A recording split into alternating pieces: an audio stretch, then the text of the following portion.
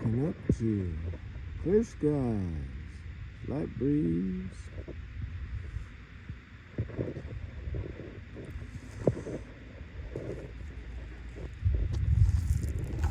No fog.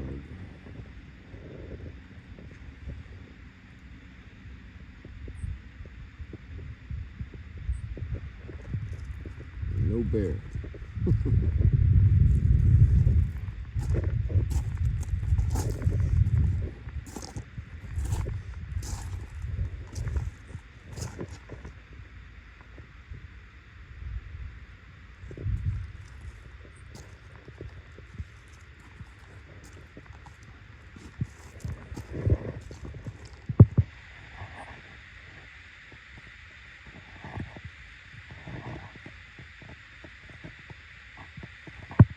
All right, breaking camp Wednesday morning. When I get home, I'm going to do a gear review on a lot of this stuff, but for just a real brief thing, Lost Creek blue bags, I'm going to give it a thumbs up. This old bag I've had for years, worked great for a kitchen bag. Most of the dry bags are really good. Amazingly, these little weather boxes I got from Costco, kept all my dry foods in there, turned out pretty good. The only thing I'm disappointed in is this Overland Vehicle System dry bag. Not recommended. It's a good bag. It will not take a lot of splashing over. But the Lost Creek bags turned out to be pretty good. And I will give you a full-on gear review later when I get home and break things down. We have launched. Started off with a nice clear morning. Now we've got high clouds and ocean fog coming in.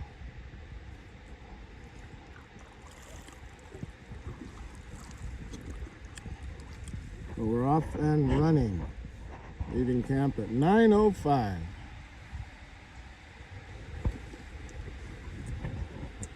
Away we go.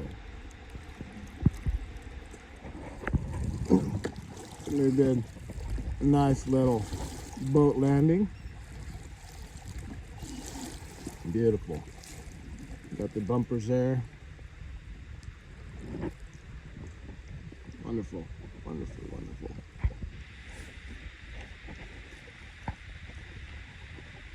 The concrete work, rock work.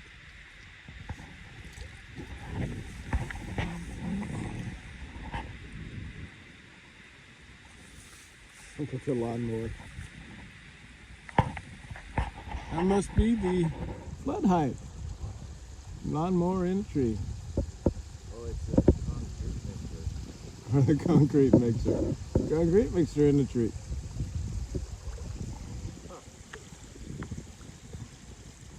I guess when they were done, they were done.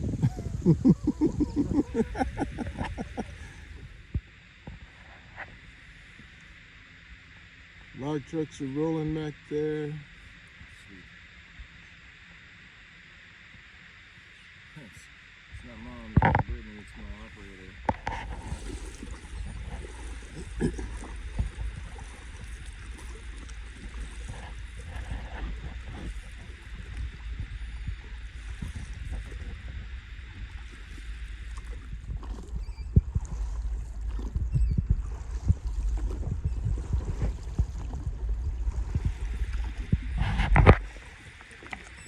Misty fogginess.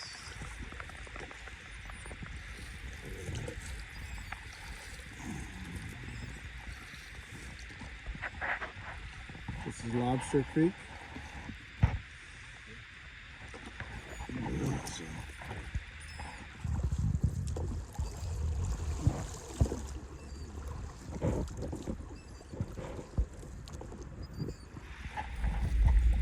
So this is Lobster Creek Campground.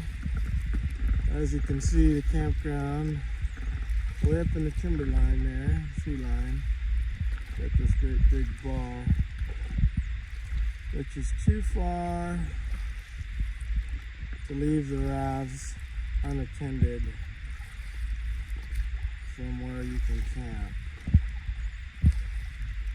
The last campground we stopped at would not let you camp on the bar. So I'm going to assume that this campground will be the same. It's got a big bar.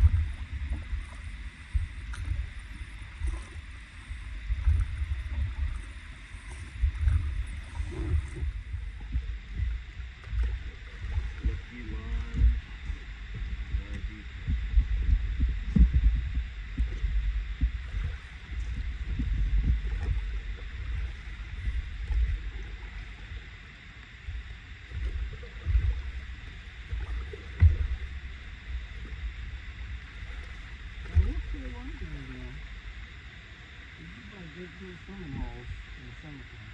Yeah.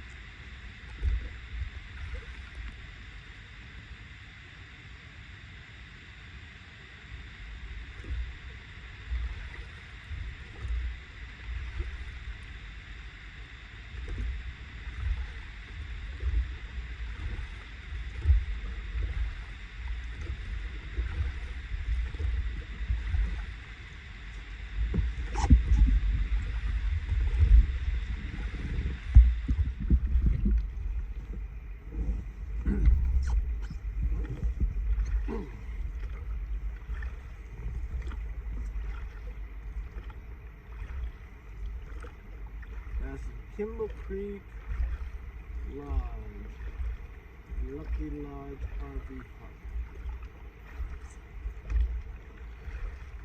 Would you say this was mile 87? 86, mile 86. Mile 86, Russell.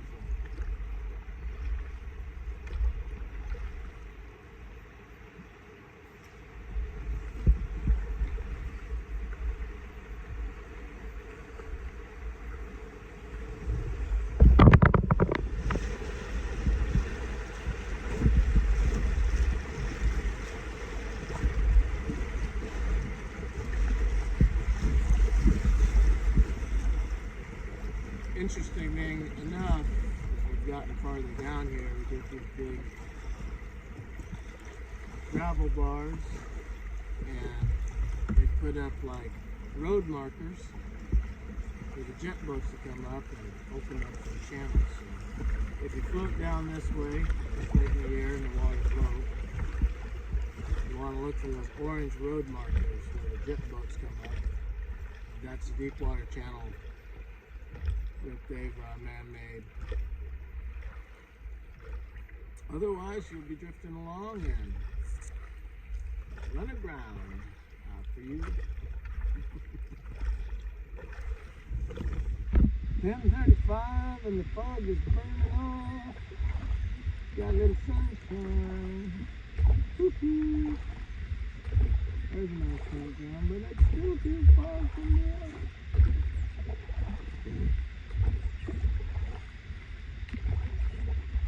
Big clear cuts up there.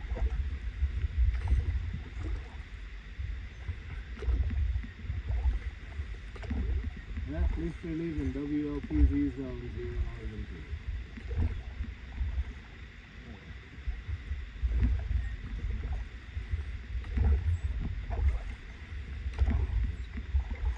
Sun feels good.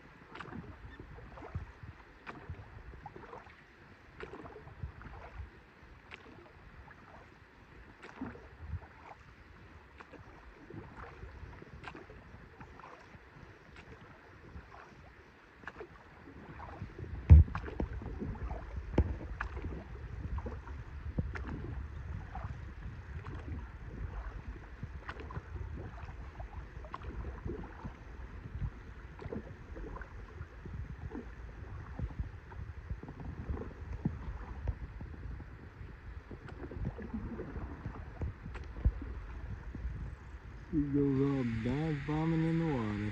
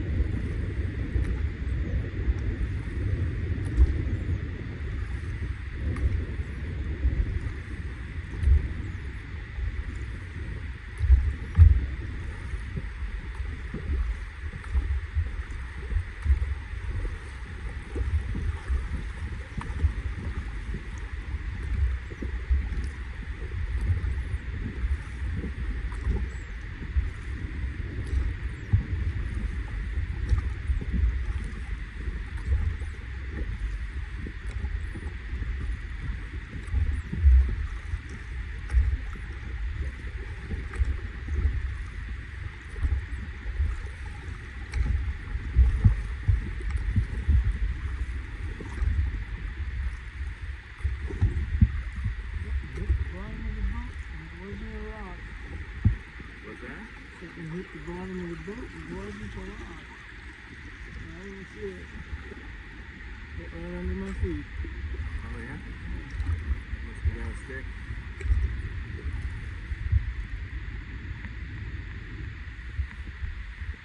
There's a pylon rammed in the water right there. Maybe there's a second one a little farther on. I just felt this big under my foot. I looked down, there's like nothing underneath me. I ran over the sea lion.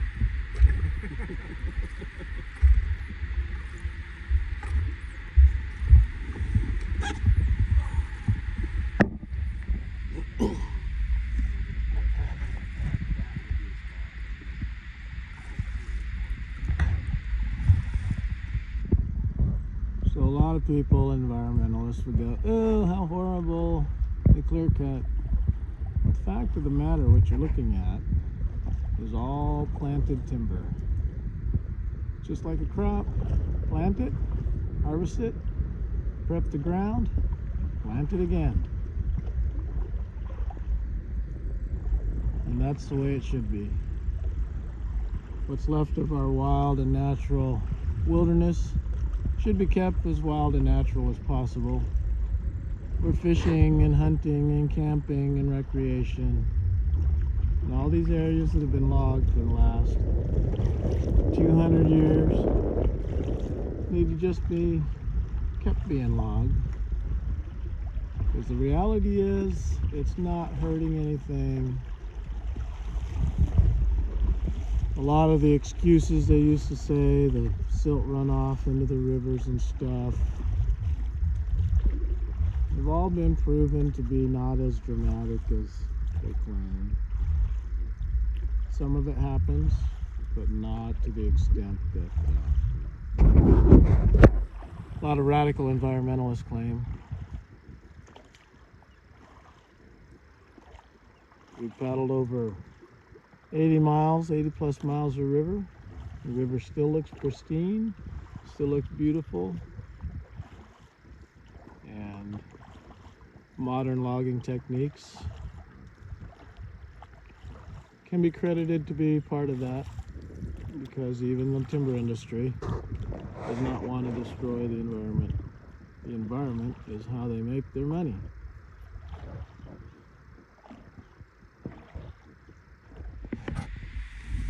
Bald eagle? Might be a young bald eagle. I think it's a young bald eagle.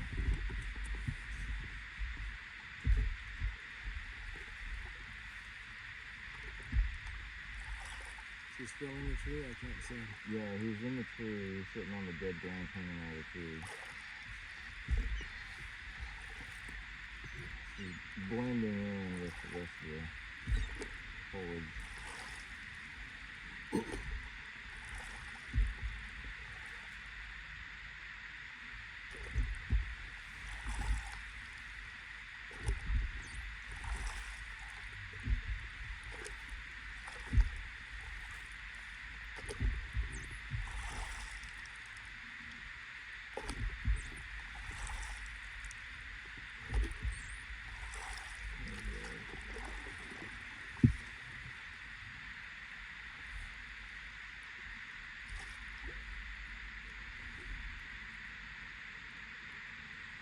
If that's a bald eagle, it's a really young bald eagle.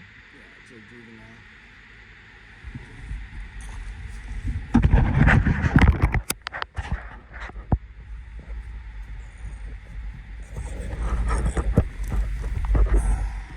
For this specific reason.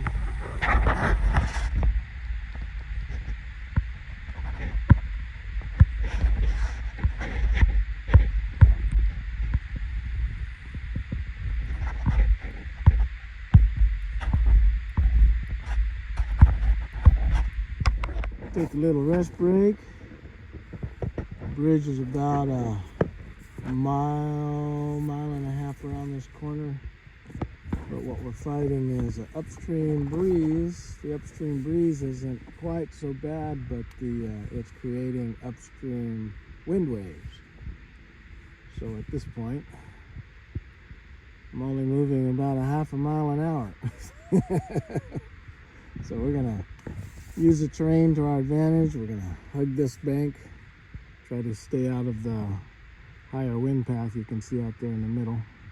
Use this tree line on this bank to break the wind and work our way up to the bridge.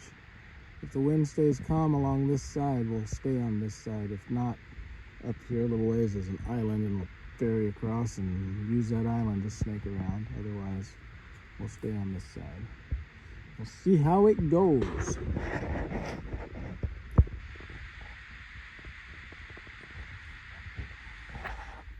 Just down a little bit because the sun was coming out, and as soon as I did that, clouds came out. What do you got to see right now?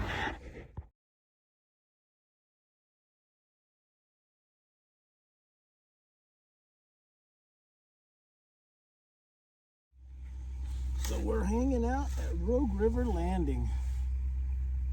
The wind was too tough. Couldn't make it to the ocean. We're probably 2 mile-ish away. Highway bridge is right there. But the last, I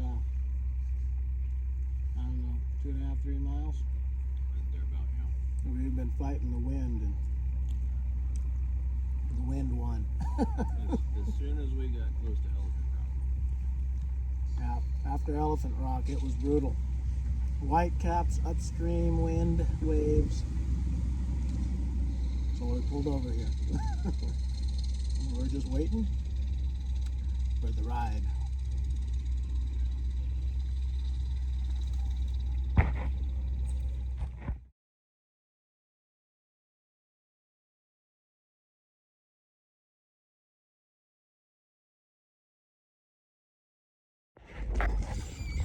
Plans changed. Where they were working at the dock that we were at, they had some mechanical issues, blew a hydraulic hose. Don't know if we'd be able to get out there, and the tide has shifted. The wind has calmed down quite a bit. It's still blowing pretty good, but we're riding the tide out. Where we were docked with our raft was soon to be a large mud flat, so we jetted out of there and headed down. George is hard on the oars. I'm ruddering us into a safe passage. And we're gonna head to our original takeout point. And the wife is about 40 minutes out. So we should technically meet about the same time. Unfortunately, the tide is well on its way out. We're gonna ride the tide out. When we got here, we were at max tide coming in, and now we're on the outflow. After stopping for several hours, because we couldn't make it any farther going against the wind and the tide. And now, we're going for it. All right, we made it.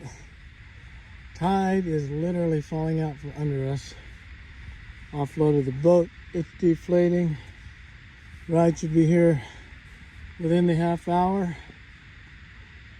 We were gonna take out at the Rogue River Lodge up there, but they blew a hydraulic line on their lift truck, so that we weren't gonna be able to get past the docks that they were pulling out.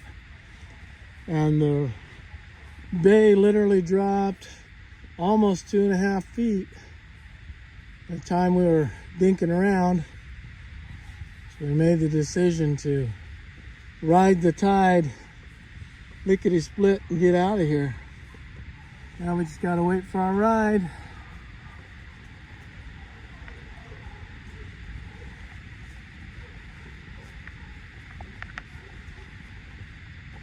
Want a dog?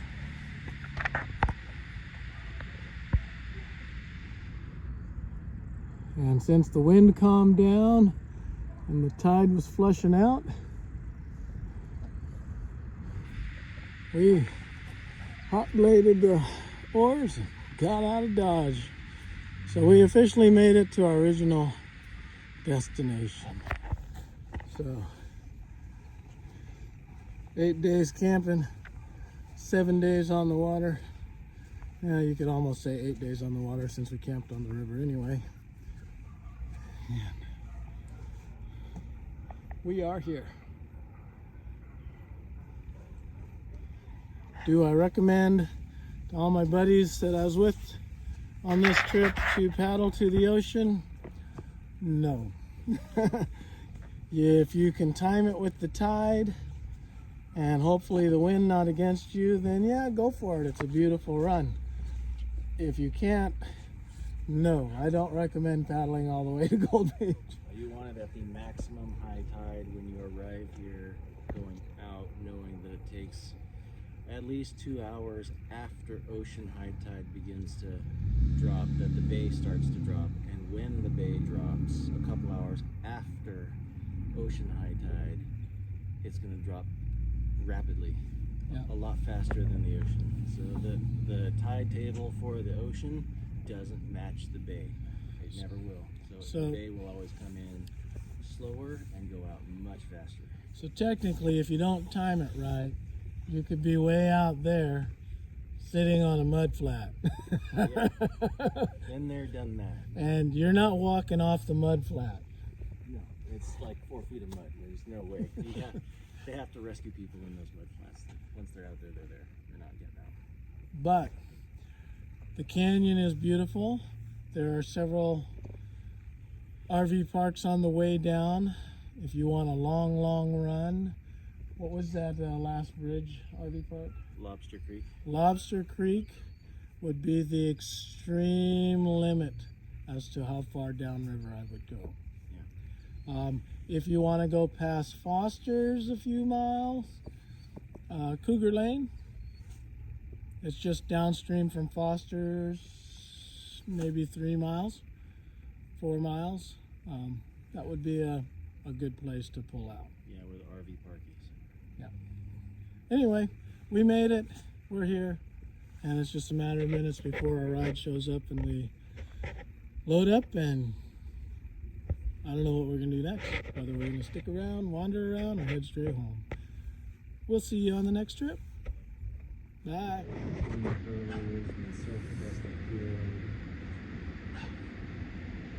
Surfing in the front out, that sucks.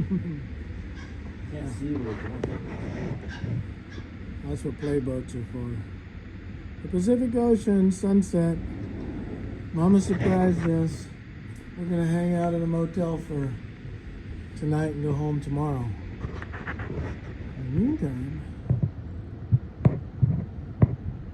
get to watch the sun go down over the Pacific.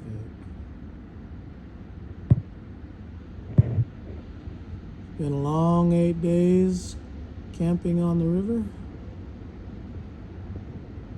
It was a tough 4 miles on the last 4 miles.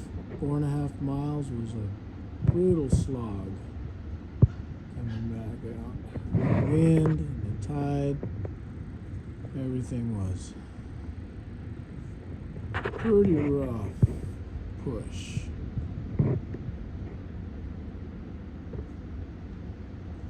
Good thing we didn't try to push out into the ocean and then make a beach landing for the heck of it. We would have been completely trashed out there. Those waves are pushing anywhere between 5 and 8 feet, some of them that are coming in.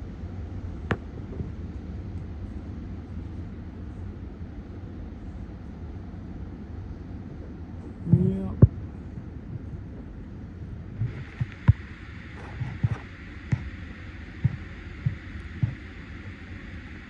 Adventure all done, except for the drive home.